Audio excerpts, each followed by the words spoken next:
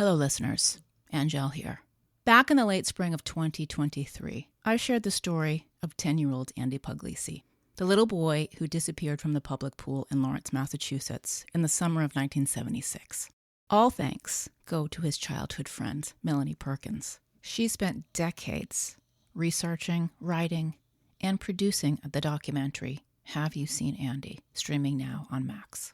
In the decades that have passed since Andy Puglisi disappeared, what we have learned about the fate of missing and murdered children, particularly around Massachusetts and New England in the 1970s, well, it has been eye-opening. I am resharing episode 43 and 44 about Andy's case, because on Friday, I will share an update on Andy's case and what we have learned in the years since. Friday's episode will feature Melanie Perkins McLaughlin, creator of that documentary, and who released Open Investigation, a brand new investigative podcast that starts with Andy Puglisi in a story that seems to have no end. Thank you for listening. And please, true crime is not for children, yet these children need these stories told. Please listen with care. Well, hello. My name is Angel Wood, and this is Crime of the Truest Kind.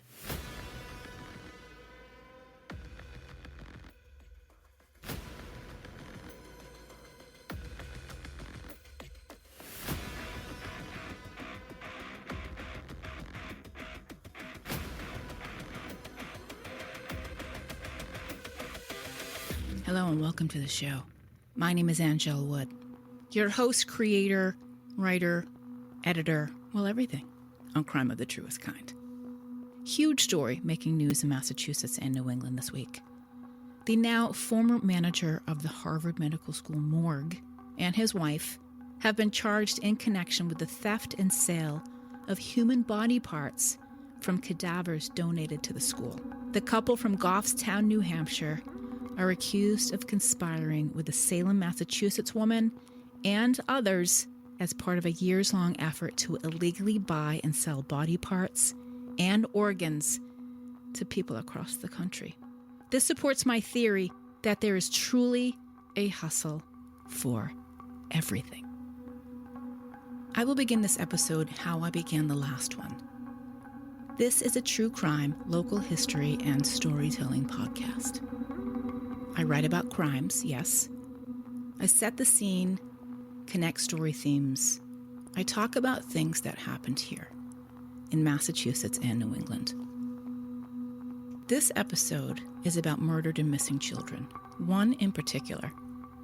And I talk about child sexual abuse, the attitudes among the public at large in regard to this topic. So, if this subject matter is something that might hurt you or impede your own healing, you might not want to listen to this entire episode. And I do realize that this often goes unsaid with true crime podcasts, but this one is not for children. This is episode 44, part 2 in the still unsolved disappearance of a Lawrence, Massachusetts boy who simply vanished from his neighborhood in the summer of 1976. What happened to Andy Puglisi of Lawrence, Massachusetts, and the list of suspects in his disappearance?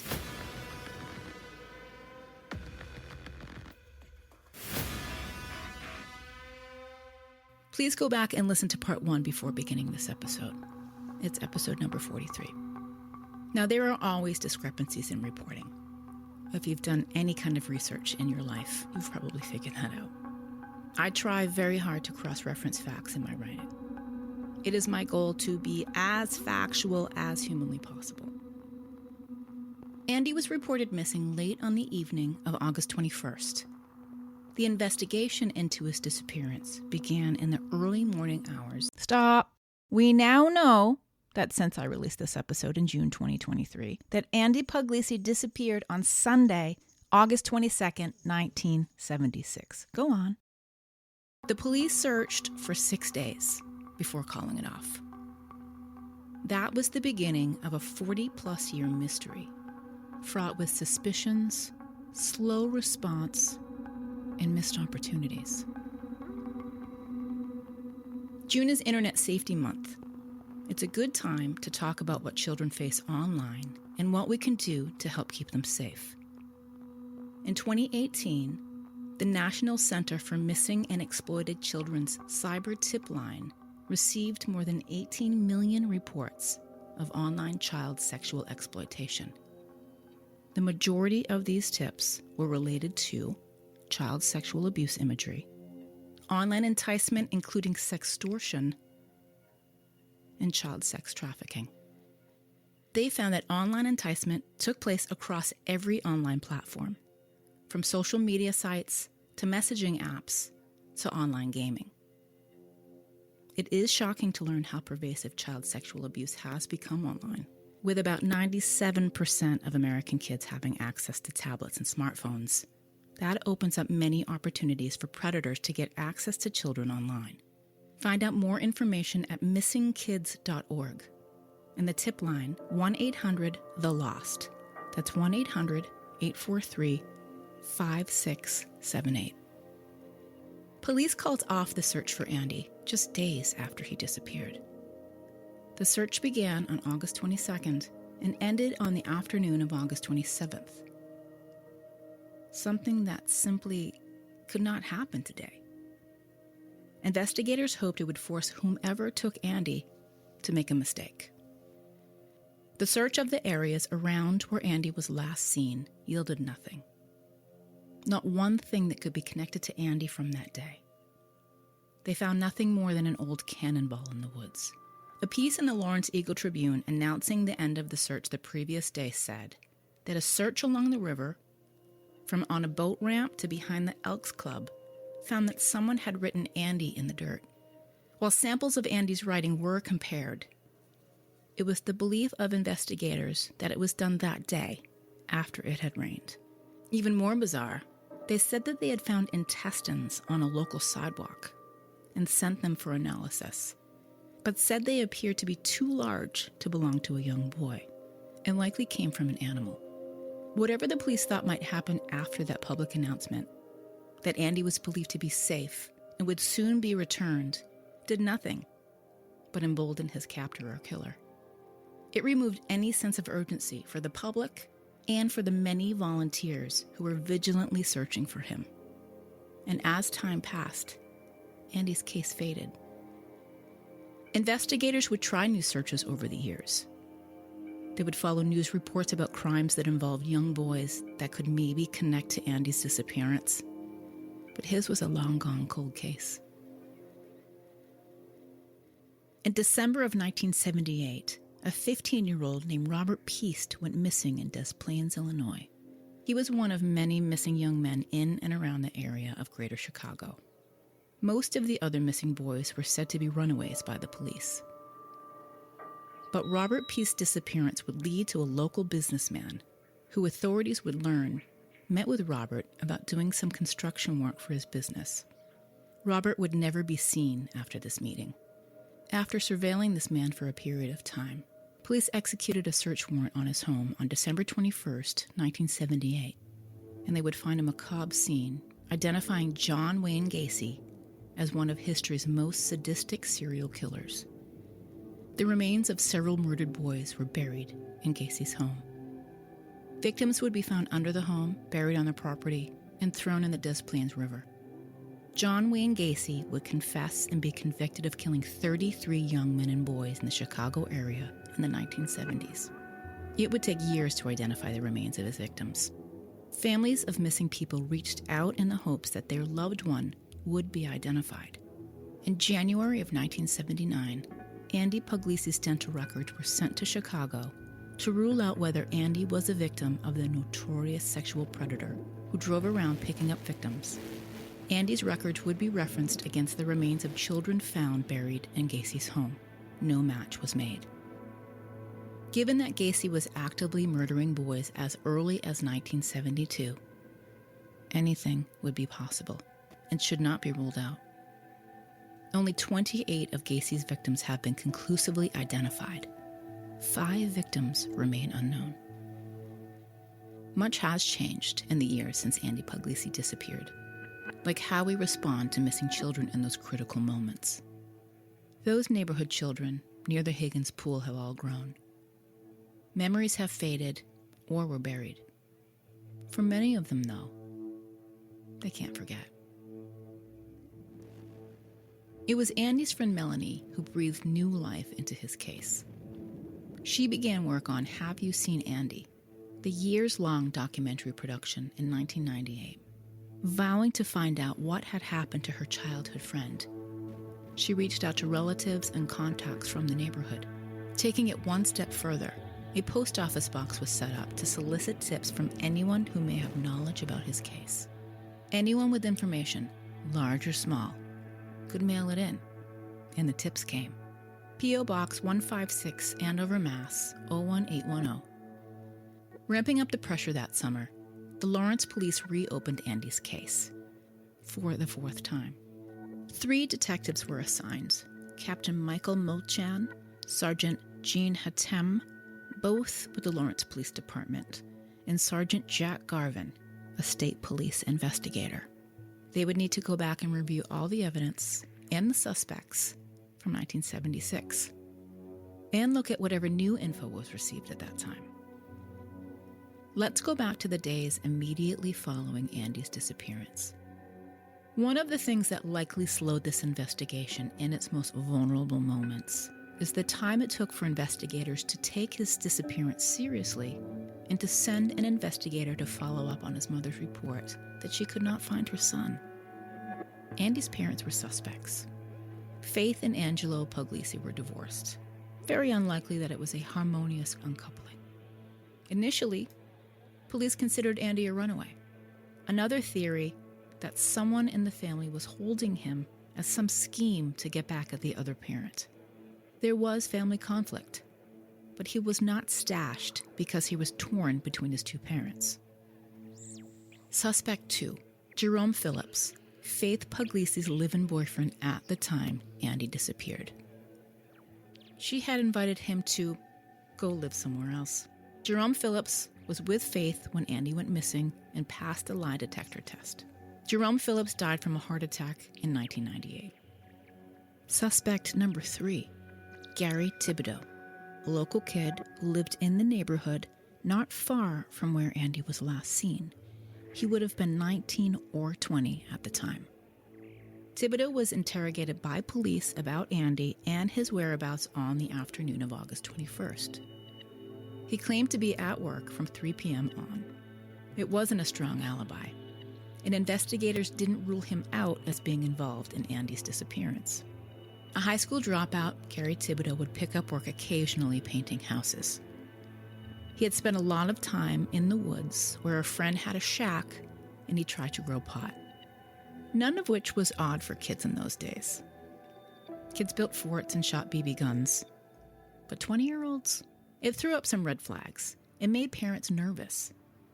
But what got the attention of the police was the warnings from neighbors to look at him because he was rumored to have been inappropriate with boys in the neighborhood. And there was an accusation that he molested one of the local kids. None of those accusations were proven, and no charges were brought in any incidents with local boys. Once Melanie Perkins began researching Andy's case, she was tipped off to him as well. The rumors of him being a pedophile didn't go away, a claim he denied many years later when Melanie Perkins tried to interview him for the Have You Seen Andy documentary. By that time, he had a long record and was known to police for substance abuse. According to the Boston Globe series written in 1999, Thibodeau still lived with his mother in Lawrence. He never faced formal charges related to Andy's disappearance. And it doesn't seem it was entirely ruled out as a suspect either. It's another we just don't know, because it is unclear whether investigators dug any deeper with him after Andy went missing.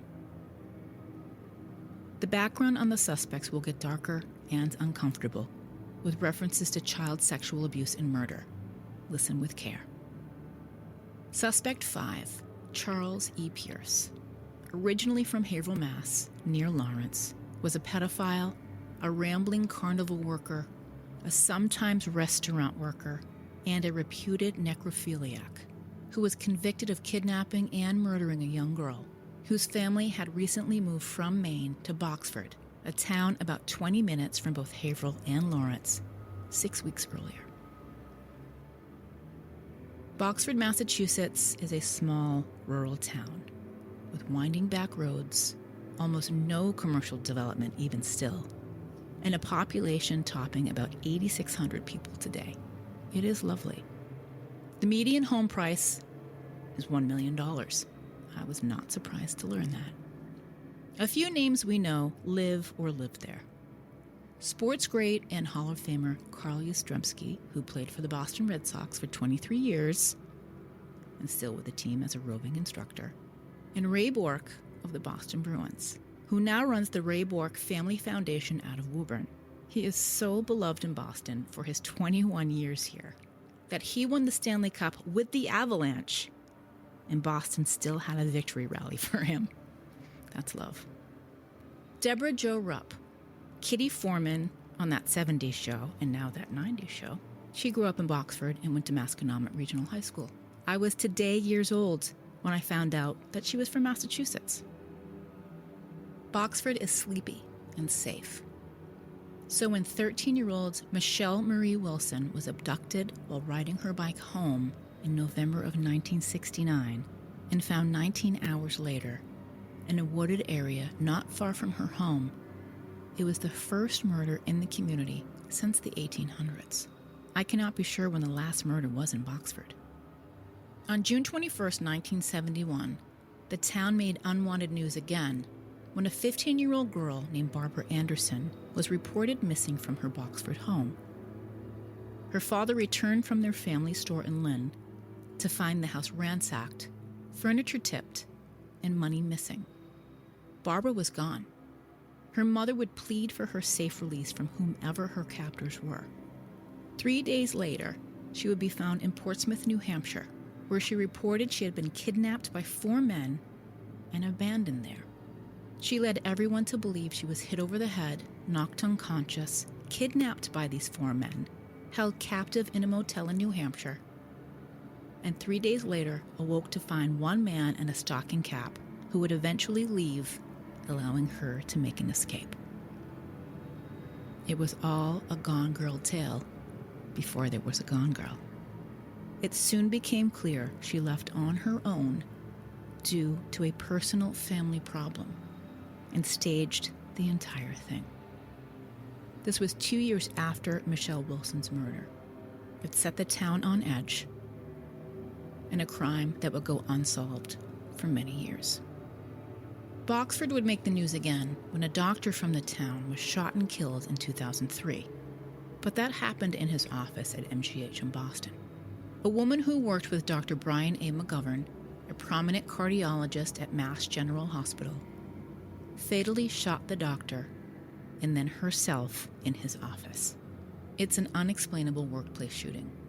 And I don't think they ever made a connection to why a 51-year-old woman named Colleen P. Mitchell, who lived on Beacon Hill and had a seemingly normal life, did what she did.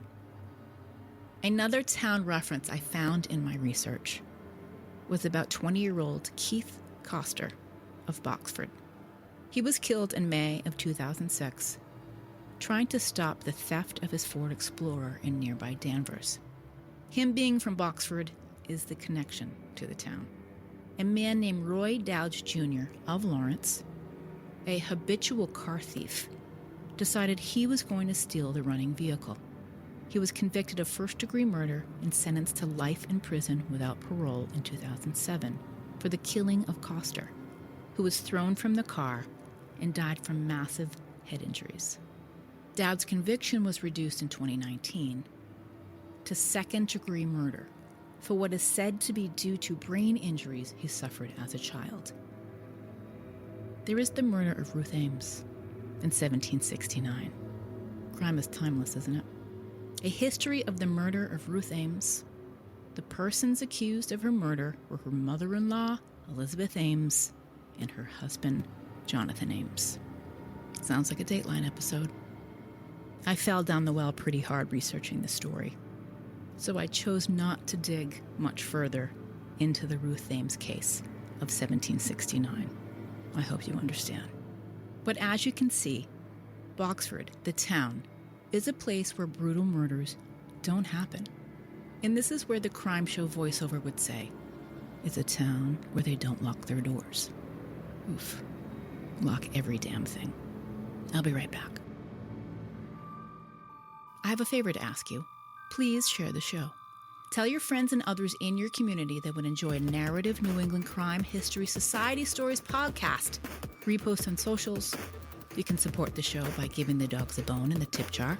Dog treats are a hot commodity in this house. Become a Patreon patron. I have 4 tiers starting at $1. I will thank everyone later in this episode.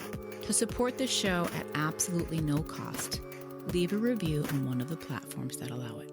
Tell me something you like about the show, your favorite episode, how you found out about it. I'd love to share it on an upcoming episode. And 5 stars are my favorite.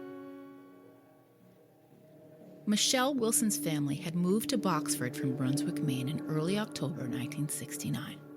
She was last seen at 4:30 on Saturday, November 22nd, after spending the afternoon with her school friend Mary working on a project. It was dusk, so Michelle walked Mary, also 13, down her road in part of the way home. But when she didn't return, her parents were immediately alarmed.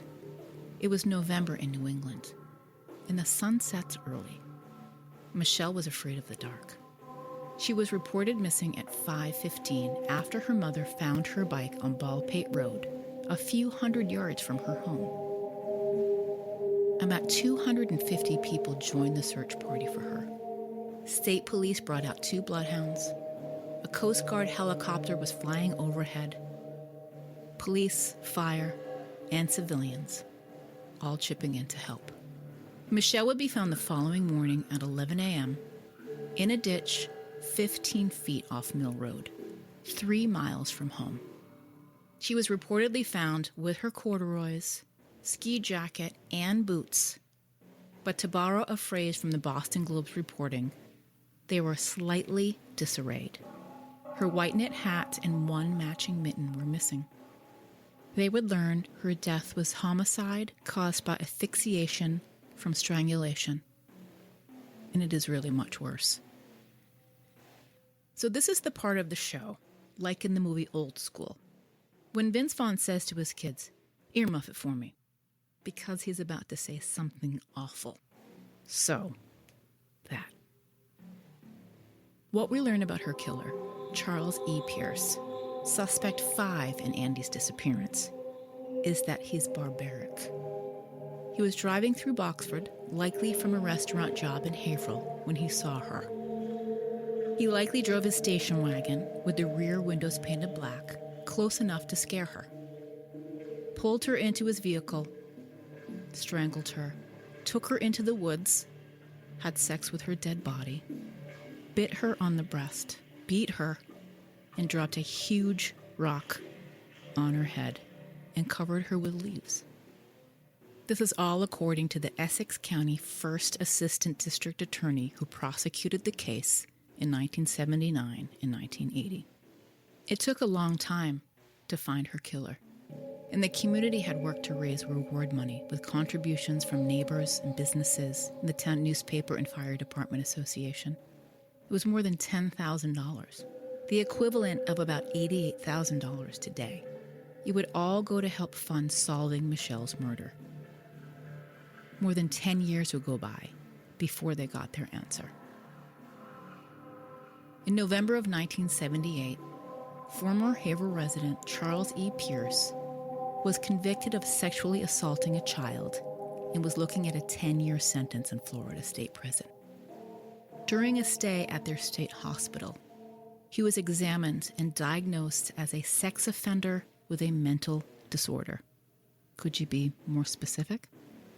Tipped off by Florida authorities after he told a fellow patient at that psychiatric hospital that he had killed Michelle Wilson, Boxford officers went to interview him. He would be turned over to Massachusetts police and charged with her murder. Upon arrival in Massachusetts, they sent him to Bridgewater State Hospital for observation. Pierce would confess and lead investigators to the spot where Michelle's body was found. He would ultimately plead guilty to second-degree murder. That's after the prosecution played a tape recording of his alleged confession. He got 2 consecutive life sentences for murder and assault with intent to rape. This was 3 years after Andy Puglisi disappeared. Over time, Charles E. Pierce, the sexual deviant, would talk more. We'll get to that.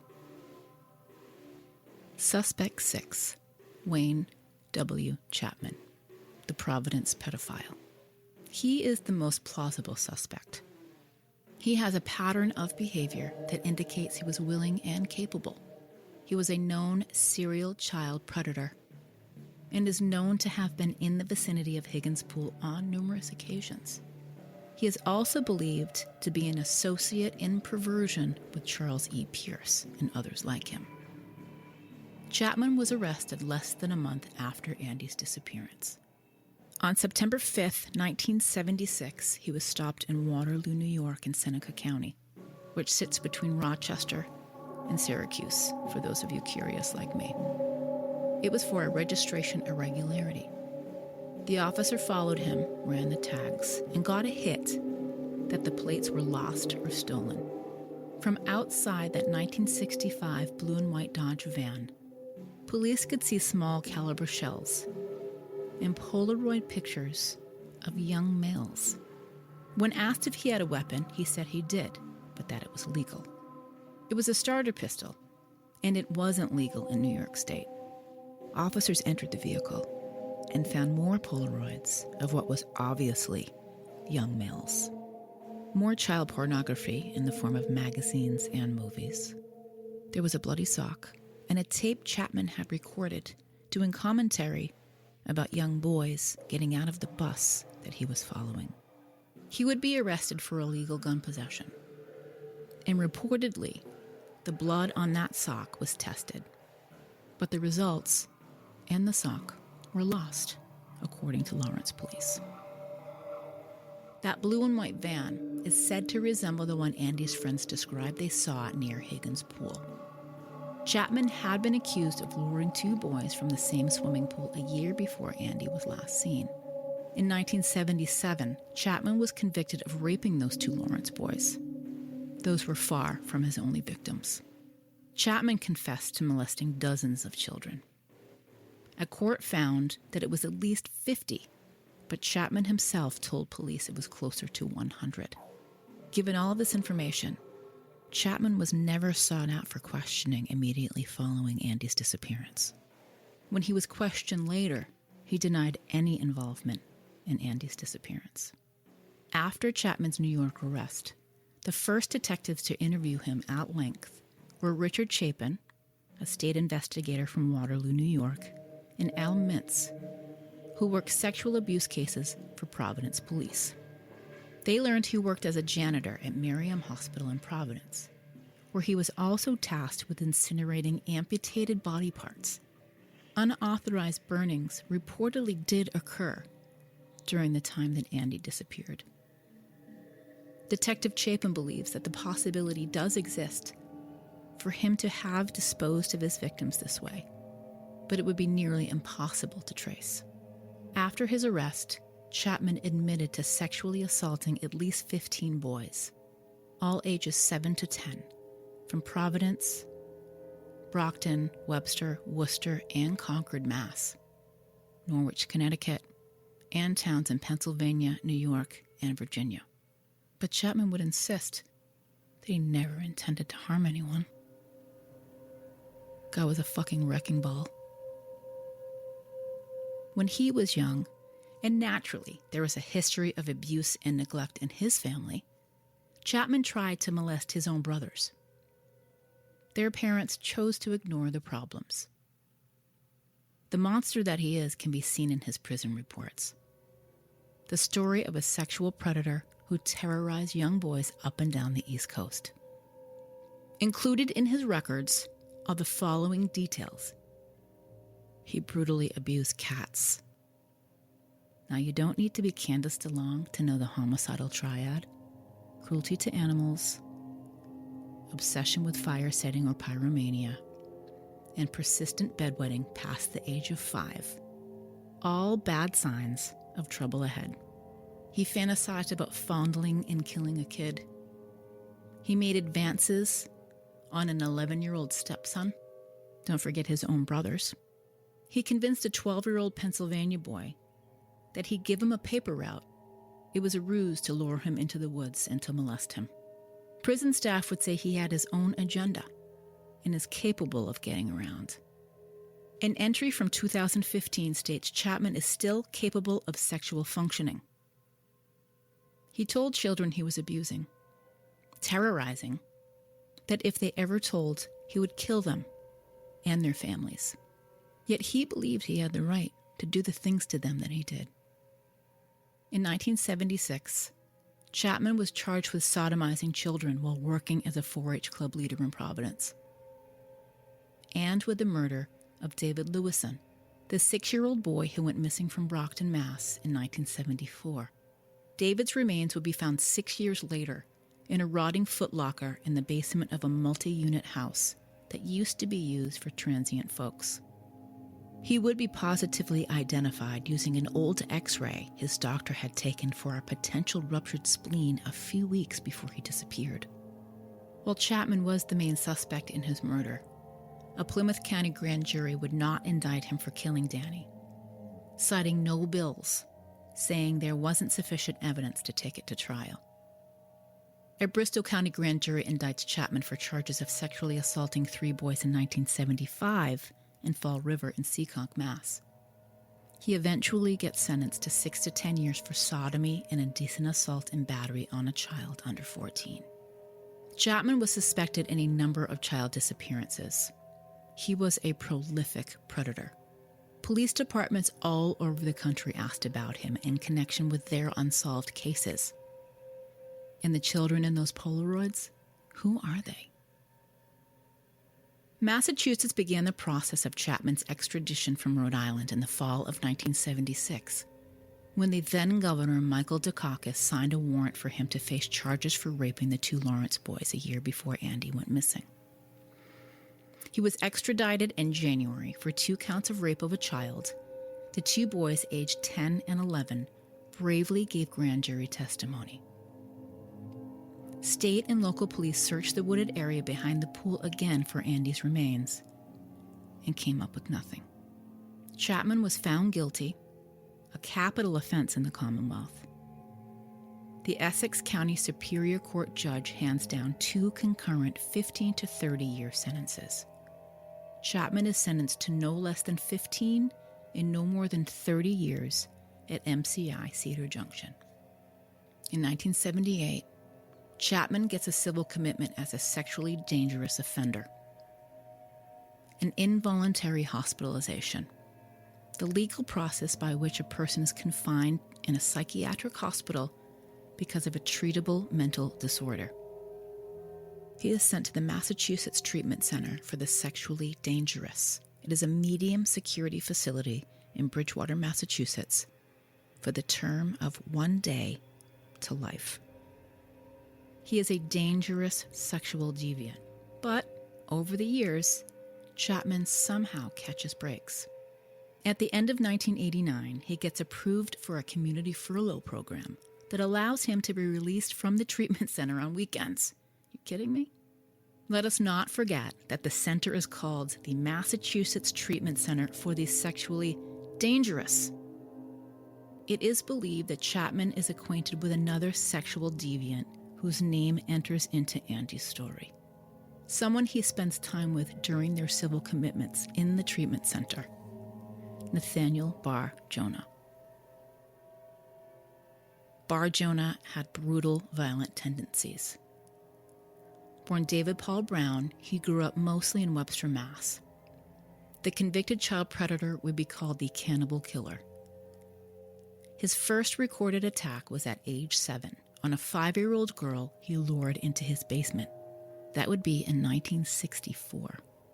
The struggling of the little girl was heard by someone in the home and is believed to be the start of his long and disturbing list of red flags. His sickness only progressed to attacking other kids. By 17, he was impersonating FBI agents and police officers to snatch and attack kids. He would eventually go to prison, but was transferred to the Massachusetts Treatment Center for the Sexually Dangerous. But in 1991, he would connive doctors into clearing him for release into the care of his mommy in Montana. He is believed to have cannibalized his victims, even serving them to guests. Bar Jonah is later convicted of sexually assaulting a 14-year-old and hanging an 8-year-old boy from the ceiling. He is sentenced to 130 years. Among Bar Jonah's writing about his sick cannibal concoctions is an entry about a boy, Alonzo Puggy, suggesting that maybe he was involved in Andy's abduction. I imagine it is possible, but I don't believe he was a suspect, though he was in the area in 1976. It is another question that will go unanswered. He died in prison in Montana in 2008.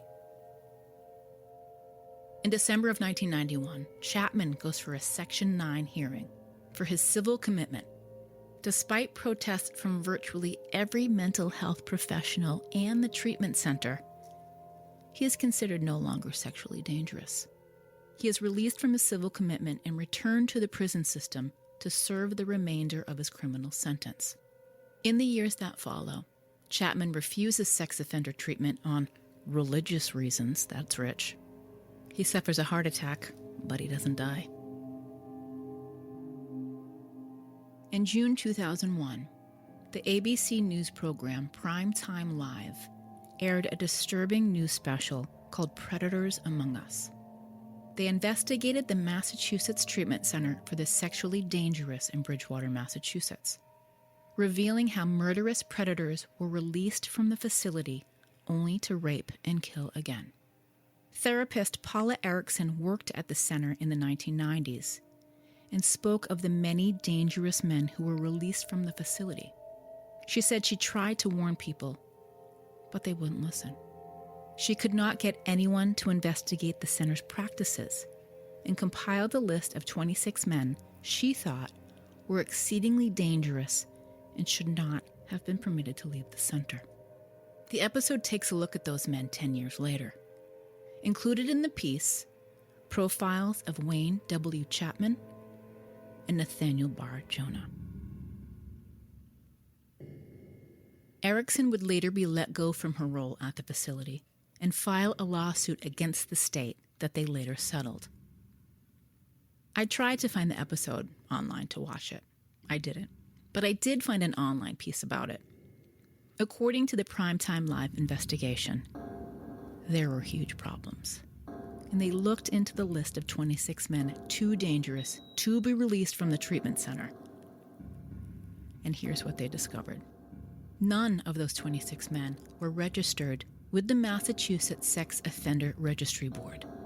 3 were discharged from the center to serve in prison. They would be eligible for release soon.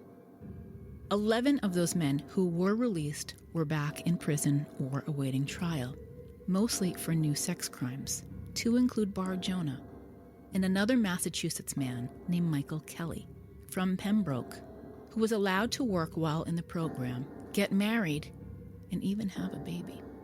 He had his furlough suspended after he was found with a 14-inch knife and rope in his car. He made up a story, and 16 days later, the review board reinstituted his furlough and said he was no longer a sexually dangerous person. In 1992, less than a year after his release, while working for the same company he did while on furlough, he lured 2 women with the promise of jobs, then killed them. He met 21-year-old Deborah Levany at a state unemployment office, and after 3 attempts, did lure her into a warehouse under the guise of hiring her. Instead, he beat, raped, and strangled her to death and hid her body in a box. Colleen Coughlin, who he also offered work to, disappeared that April. She would be found buried in his yard 5 days after Deborah was found. Colleen lived 100 yards from the warehouse. And of those 26 men, the remaining 7 were unaccounted for. This is how we protect our children. It comes as no surprise that the monster that was Wayne Chapman was approved for release from prison. He had one more repulsive act on his dance card, though. In June of 2018, Chapman exposed himself to staff at MCI Shirley and refused to cover up his gross old man genitals. He openly masturbated several times the next day. He would be charged with open and gross lewdness and lewd, wanton, and lascivious acts. Maybe that would keep him behind bars? Not so fast. He was acquitted and cleared to be set free. 2 qualified examiners, whatever that means, found that Chapman was no longer sexually dangerous because of his age and mental condition. Wrong-o. These predators, they do not stop. What's that term, leopards don't change their spots? Lawyers for both the Commonwealth and attorneys representing Chapman's victims had asked the state's highest court to block his release, saying they believe he is still a danger to the community. But the Massachusetts Supreme Judicial Court ordered his release in 2019.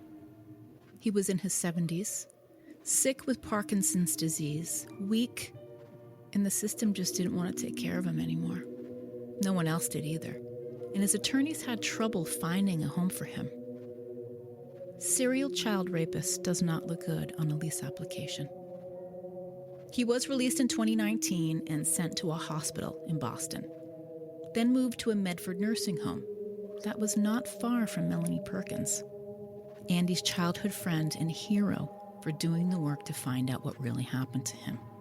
Some people will tell you complaints from local residents forced the state's hand to move him. Who knows? Finally, he landed in a home in Rocky Hill, Connecticut. I believe it overlooked a schoolyard, where he would die bedridden at 73 on October 20th, 2021, of natural causes or Parkinson's and evil. I think it was a mixed bag, but it's all completely terrifying. His case made way for a change in the law. Former Governor Charlie Baker pledged legislation at the time to change this process, filing an act relative to child predators, also known as the Wayne Chapman Bill. It requires mandatory minimum sentences for the rape of a child. The bill directs the Department of Correction to establish a 5-member sexual dangerousness review board that would evaluate sex offenders 9 months before they are to be released and make a recommendation to the district attorney or the attorney general about the present sexual dangerousness of such prisoners. The bill would also require that a judge or jury hear the evidence about whether a person remains sexually dangerous and make a decision regarding the person's release if there is a disagreement between experts over whether the person remains sexually dangerous. Attorney General Maura Healey gave their support to the bill at the time, and now they are Governor Healey. I tried to find out the status of the bill, and I'm not quite sure where it stands, but I do have a friend who is a law librarian and sent me some info, so I'm looking at it. We'll update. Wayne W. Chapman died a physically free man. I do hope he lived with the torment of what he'd done to all of those children. It's doubtful, as people like him rarely, if ever, feel remorse or sorrow for who they've hurt. He never spoke about his sex abuse victims. Melanie Perkins did get to speak to him face to face, but not on camera. She wanted to know what happened to Andy, and he offered nothing. And most of the time, he denied ever being in Lawrence, Massachusetts, which we know is a lie. Unlike Chapman, Charles E. Pierce lived out his life behind bars. After he faced charges for murdering Michelle Wilson, he confessed to 2 more abductions. Janice Pocket, the 7-year-old girl who vanished from Tolan, Connecticut on July 26, 1973. when she rode her metallic green bicycle with the banana seat and a bell down their street to get the dead butterfly she hid under a rock days earlier. She even brought an envelope to carry the butterfly home. It was the first time she'd ever been allowed to go out by herself. It was likely due to a fight over toothbrushes that she and her little sister had had. So Mom said, yes, go and come right back. And not unlike Michelle Wilson's case, Janice's mother found her bike a short time later on Rhodes Road near a wooded area not far from their home. The community carried out extensive searches to find her, but nothing. Whereabouts unknown. Missing child cases were handled differently then, in 1973, and the scene wasn't secured as it would be today. Janice Pocket was one of 5 young girls who went missing in the span of 10 years in that area. 2 were found dead years after they disappeared, while the others, Janice Pocket, Lisa White, and Deborah Spickler, remain missing, and their cases unsolved. Over the years, theories have grown about their connections, like that Charles E. Pierce is responsible. He did make confessions. Pierce is a suspect in Andy's case. Because he committed crimes against children, he proved that. He confessed to killing an unidentified boy from Lawrence. Pierce told investigators he is responsible for 15 to 20 child murders since the 1950s. He named several children, claiming to be responsible for their disappearances and murders. Billy D'Souza of Chicago, who disappeared in June 1972, Janice Pocket, and 13-year-old Mary Catherine Olenchuk, who went missing from Algonquin, Maine in 1970. She was found dead 2 weeks later in an old barn 20 miles away in Kennebunk. Pierce was also known to recant and get combative during some of these sessions. Then, when he was dying of the cancer that was eating away at him and serving time for killing a 13-year-old girl, he summoned police in January of 1999 and told them he had killed those 2 other children in Lawrence in the 1950s. Did he, or was he just playing one last cruel game? Missing persons records in Lawrence only go as far back as the 1970s. 2 Lawrence investigators went to MCI Shirley to talk to Pierce. He was weak, powerless, confined to a wheelchair and relying on oxygen. During that 2 or so hour interview, Pierce spoke of how he murdered a boy he befriended at the Old Strand Theater in Lawrence, located at Broadway and Common Street. The old photos are something. The little research that I did on that, the Strand Broadway, it was all part of a 4 theaters in a row feature in the city back then. It operated from 1917 to 1949, and then as the Astor from 1949 to 1956. There are so many great things I get to learn about the region through my reading and research. Then to know that these monsters were walking free. Pierce claims to have buried this Lawrence boy in a field near the theaters, and he claimed that months before that, he abducted a little girl from Connecticut, killed her, and buried her in the same field 30 feet from the boy. Now, Pierce knew the area, but he gave vague directions to the fields, leading investigators to what is now a ball field on West Street. Investigators were working on the timeline. He said Janice Pocket, but she went missing in the 1970s, not the 1950s. He was a child murderer, so the possibility existed that he got his victims and timing wrong. He was dying and would be confused and sometimes fall asleep during the interview. On top of all that, he was notorious for confessing and recanting. An unreliable creep. So was he trying to clear his conscience, as the media reports suggested? Then Charles E. Pierce kicked the bucket, as we used to say, dead of cancer, tuberculosis, and what other afflictions, physical or psychological, that polluted his being. Any secrets he had went along with him.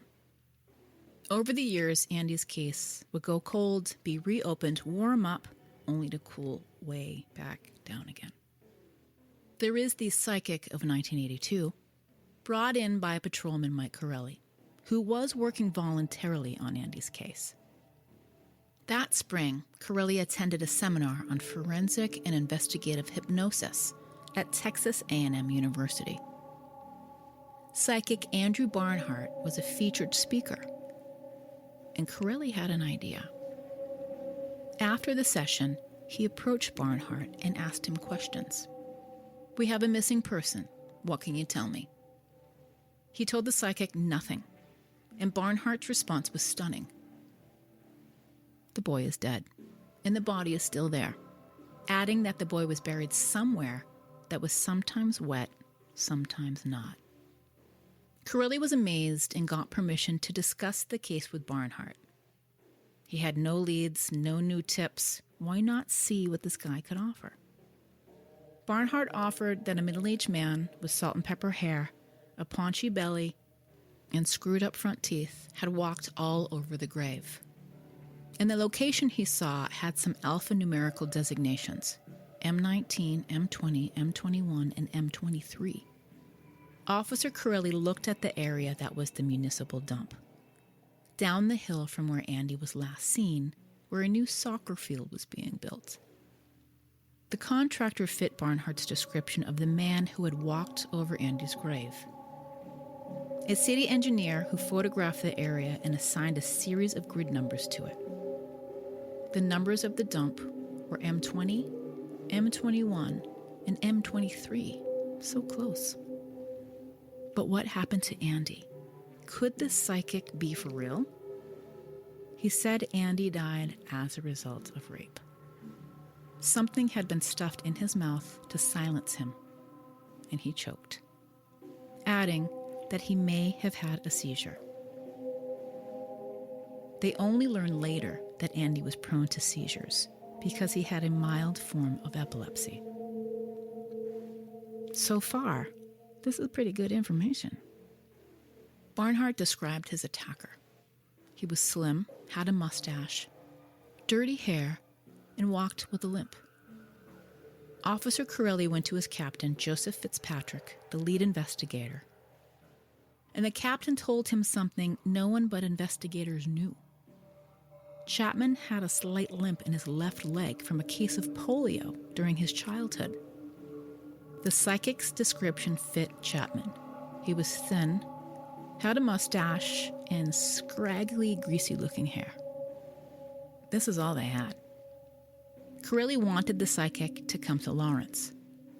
Police wouldn't pay for it, so he organized an Andy Puglisi Memorial Fund to collect money from the public. Jars appeared all over town.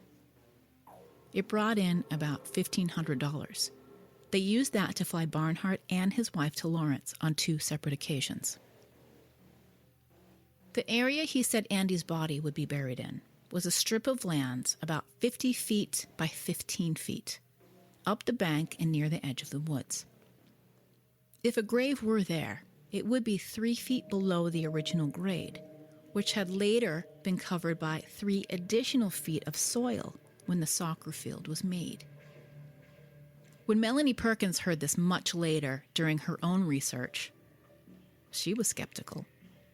Fraudulent psychics have been injecting themselves into the lives of vulnerable families, delicate cases, and high-profile news stories for ages. Was it possible that the man didn't pick up info from conversations? The site, she would learn, was about 75 feet from the spot 2 locals, Alan Roy and his friend Tony, said they saw a freshly dug shallow grave in the woods about a year after Andy went missing. In July of 1982, they set up a dig. As the backhoe pulled in, there was a growing group of looky-loos, including the Puglisis and reporters. For the psychic Barnhart, the growing crowd was getting his signals crossed. All the static of emotion hanging in the air. It was not good for his juju or whatever. The hopes of finding Andy at last were shot. It turned into a circus. And the plug was pulled before ever digging into the 3x3 area of the field where Andy may have been. The psychic and his wife left. He would come back in early 1983. They planned to see Chapman in prison and to see if Barnhart could get more information out of him. They spoke over the phone, but Chapman got angry over something. He refused any more conversations. The psychic took some of Andy's personal items, his teddy bear, a shirt. I recall his mom saying his baby book. It was over about as quickly as it began. The Andy Puglisi fund was closed. The dig was squashed. Officer Corelli blamed office politics. Officers who worked the case previously didn't want a patrol cop solving the case, so they kept it buried. And then the psychic disappeared. Calls to him went unanswered. Officer Corelli contacted Texas police to help find him. At least the Puglisis could get Andy's things back. And just like Andy, the guy was gone. Whereabouts, unknown. According to Officer Corelli, nearly everything the psychic said proved to be true. M19 on the engineer's grid turned out to be the place where 2 Lawrence boys were raped. The 1975 crime for which Chapman was convicted. Around the same time the case was reopened, investigators located a 10-year-old boy who said he was there when Andy was abducted in 1976. He was only 4 at the time. We'll get to that in a moment.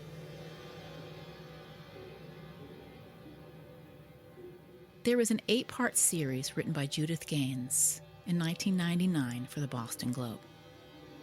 I link it in the show notes and at crimeofthetruestkind.com. It breaks down what came next. When Melanie Perkins returned to Lawrence in 1998 to look for answers, she had met with 2 local men who shared memories of their time in the neighborhood. They talk about finding that shallow grave-like hole dug in the ground in the woods near the pool. It was a year or so after Andy vanished. The next day, it had been filled in. Searches continued in the subsequent years. Search teams with trained dogs would comb over the scene and leave with no more than they started with. When Melanie Perkins was researching the documentary, Have You Seen Andy?, she learned a number of things. Several witnesses say they saw a man who matched Wayne Chapman's description at the pool the day Andy disappeared. A friend of Andy's said that a man was there at the pool that day asking for help to find a dog.